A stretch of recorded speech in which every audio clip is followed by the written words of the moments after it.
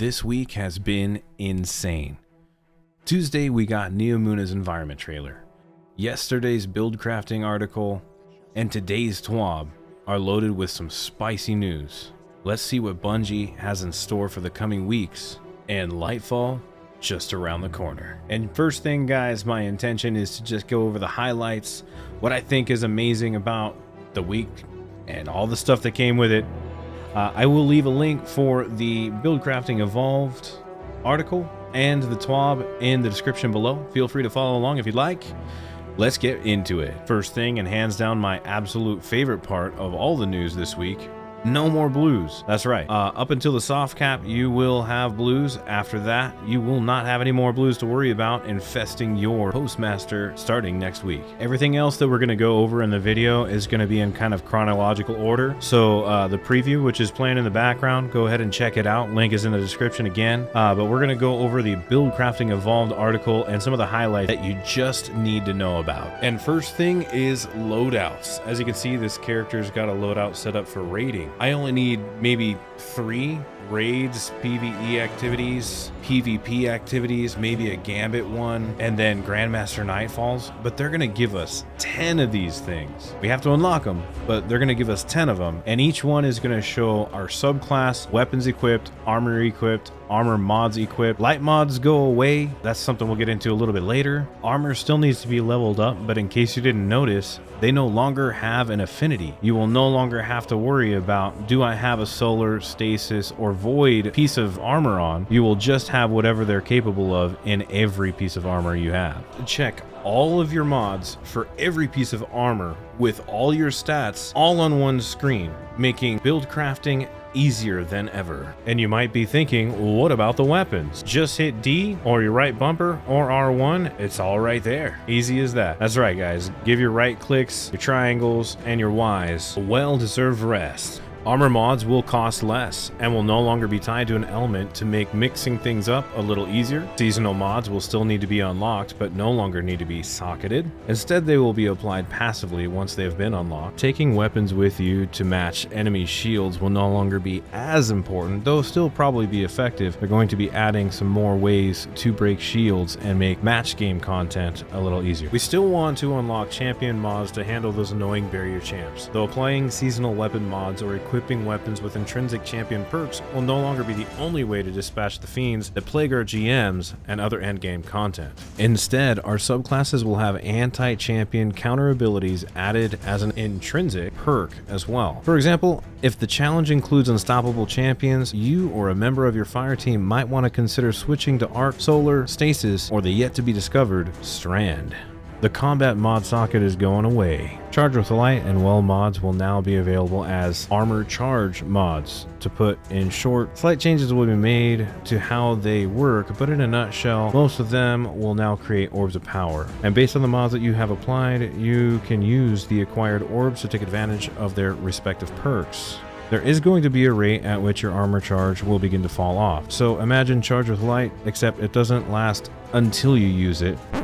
Is it true that if you don't use it, you lose it? Yes, that is correct. If you do not use the orbs of power, you will lose them over time. Every 10 seconds takes a stack away if they are not used. But fear not, my fellow charged with light bearing brethren. I got a feeling this is going to be a huge change that works in our favor. Basically, everything is going to be a whole lot easier. Oh yeah, and they're removing Warmind cells. But that's not that crazy. It's not like we're using them anyway. So on to the TWAB. GMs in Iron Banner are now easier to get into. All the mods are free until they all get taken away. Focusing costs down as much as 80%. And there's an Exo Dog. Still haven't unlocked it. Don't use account recovery services because if you can't put in the time, it's considered a crime. The Rock says to go check out the new video. Link in the description. Literally a summary of the first half of the video. I'm going to put this as simply as possible. Played a lot of activities. Haven't really noticed. I'll give them the benefit of the doubt. I actually really like Gambit, and I think this will be easy. You already know how I feel about those dirty blues. I don't want to play with you anymore.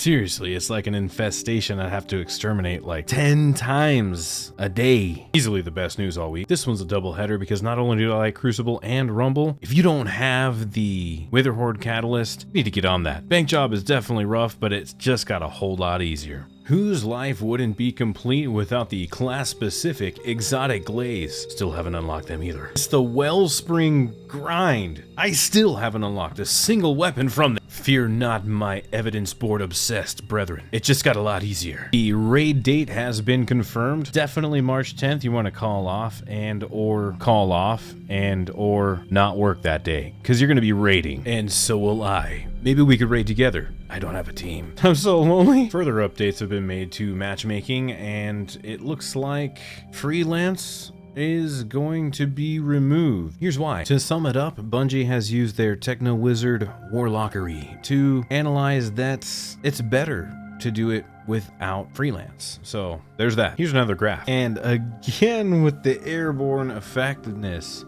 Guys, I'm going to be straight with you. I am not the greatest at PvP, and I do not have a lot of input in this particular subject. If you want to go find out what's going on with the AE and the improvements to PvP more specifically, definitely check out somebody like maybe Defizzle, maybe ZK Mushroom, maybe Frabo, iFrostbolt. They're all PvP gods. The true chads of PvP. I am among the most casual players when it comes to PvP. So here's a summary. AE is going to get better in Lightfall, but for now, there's a couple tweaks. They are pretty even between M&K and controller players. Those of us that do not invest so much into AE won't suffer such crazy penalties, but those of us that do will definitely get some better benefit. Those of us that do and play on controller players rejoice because at 60 to 100 AE will literally suffer no penalties with primary weapon. And it looks like hand cannon, sidearm, auto rifle, scout rifle, pulse rifle, submachine gun, and bow mains get a reduced airborne effectiveness penalty as long as they're primary. And if your ears perked at the SMG claim before, don't get too excited yet.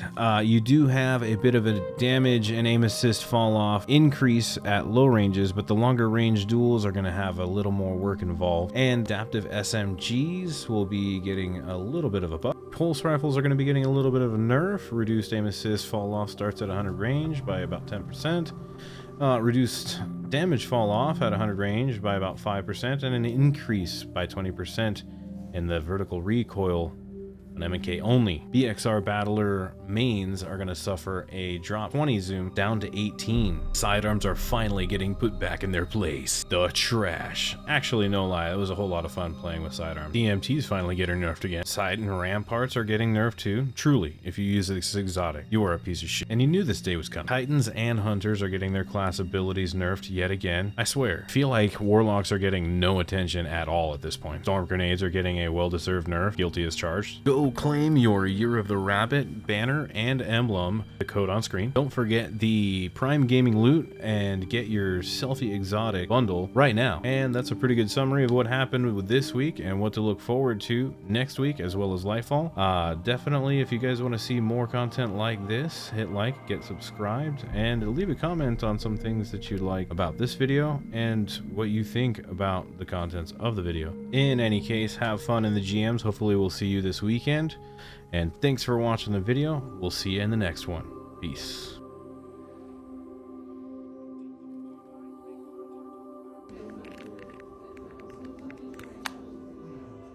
I wonder if Mike could do that.